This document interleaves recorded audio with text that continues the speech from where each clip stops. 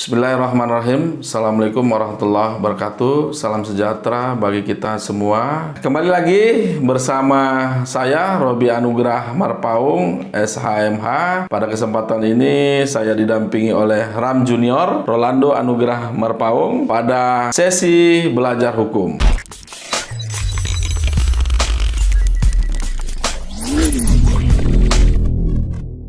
Pada kesempatan ini kita akan membahas tentang kebijakan pemerintah khususnya Menteri Ketenagakerjaan berkaitan tentang pelaksanaan pemberian tunjangan hari raya keagamaan tahun 2021 bagi pekerja buruh di perusahaan. Inilah setiap tahunnya selalu ditunggu-tunggu oleh seluruh sahabat tenaga kerja dimanapun berada, karena setiap hari besar keagamaan yang ditunggu adalah THR. Nah, pada kesempatan ini rujukan kita tadi adalah Surat Edaran Menteri Ketenagakerjaan Republik Indonesia nomor M-HK.04/14/2021 tentang pelaksanaan pemberian tunjangan hari raya keagamaan tahun 2021 bagi pekerja buruh di perusahaan. Sahabat semua, di dalam surat edaran ini ditentukan siapa saja yang berhak mendapatkan THR. Dalam surat edaran ini dibagi dua klasifikasi. Pertama, pekerja buruh yang telah mempunyai masa kerja 1 bulan secara terus-menerus. Jadi dia tidak terputus selama 1 bulan dia bekerja di dalam perusahaan. Yang kedua, bagi pekerja buruh yang mempunyai hubungan kerja dengan pengusaha berdasarkan perjanjian kerja waktu tidak tertentu atau perjanjian kerja waktu tertentu. Ini disebut secara umum pekerja paruh hari ya. Besaran THR, nah ini yang penting yang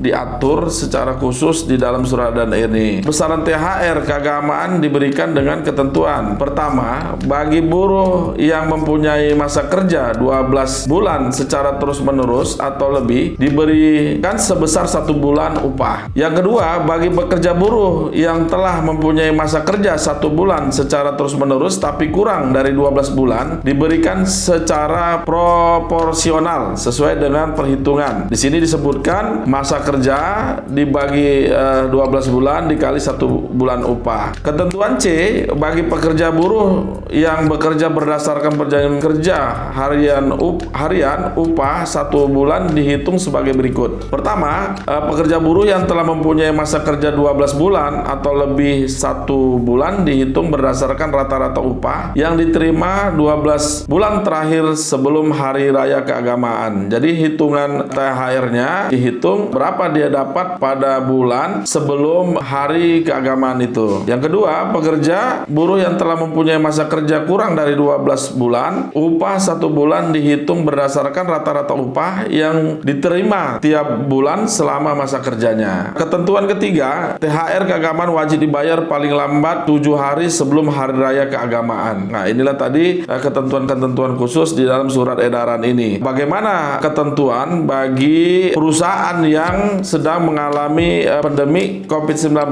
Dalam surat edaran ini diatur juga bagaimana mekanisme penyelesaian antara perusahaan yang berdampak COVID-19 dan tidak juga menghilangkan hak tenaga kerja untuk mendapatkan THR. Dalam surat edaran ini ditentukan pertama, dalam rangka memberikan solusi terbaik, pihak pengusaha harus beritikat baik, bermusyawarah dengan seluruh pekerja buruh yang bersangkutan untuk menyelesaikan tata cara teknis bagaimana pelaksanaan pemberian THR. Yang kedua, perusahaan agar dapat membuktikan ketidakmampuan untuk membayar THR keagamaan tahun 2001 secara tepat waktu kepada pekerja berdasarkan laporan keuangan internal perusahaan yang transparan. Jadi tidak bisa dibuat-buat tapi berdasarkan fakta kondisi perusahaan itu. Yang ketiga, memastikan kesepakatan mengenai pembayaran THR keagamaan tidak menghilangkan kewajiban pengusaha untuk membayar THR keagamaan tahun 2021 kepada pekerja dengan besaran sesuai dengan ketentuan peraturan undang-undang. Walaupun pihak pengusaha berdampak tapi tidak menghilangkan hak pekerja untuk mendapatkan THR. Tinggal dimusyawarahkannya adalah bagaimana teknis pembayarannya. Yang keempat, meminta perusahaan yang melakukan kesepakatan dengan pekerja melaporkan kesepakatan tersebut dengan dinas yang menyelenggarakan urusan pemerintahan di bidang ketenagakerjaan setempat paling lambat 7 hari sebelum Hari Raya Keagamaan. Nah, jadi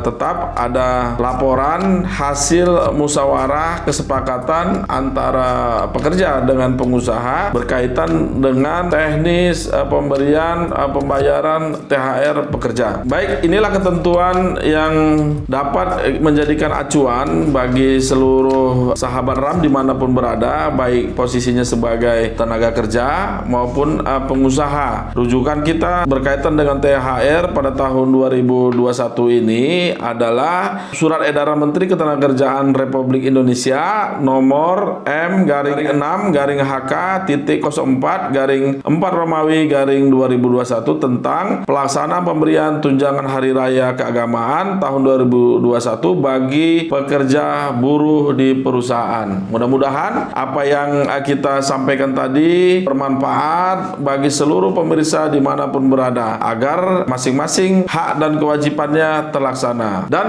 kita berharap pelaksanaan penyerahan THR ini tidak terjadi konflik di tengah-tengah pemirsa dimanapun berada, karena THR adalah kewajiban bagi seluruh tenaga kerja. Baik, itulah pemirsa pembahasan kita dalam belajar hukum kali ini. Mudah-mudahan apa yang kami sampaikan ini bermanfaat bagi seluruh pemirsa dimanapun berada, baik posisinya sebagai tenaga kerja maupun posisinya sebagai pengusaha. Dengan harapan tahun 2021 THR ini dapat diperoleh bagi seluruh sahabat dimanapun berada, karena THR adalah hak bagi seluruh pekerja. Sekali lagi kami berharap bagi seluruh pemirsa untuk like, share, subscribe, dan mengklik simbol lonceng yang ada di channel Ramlo Official. Sebelum kami tutup, kami ucapkan terima kasih kepada tamu kita, Ram Junior, yang telah berhadir dalam channel Ramlo Official. Sekian dari kami,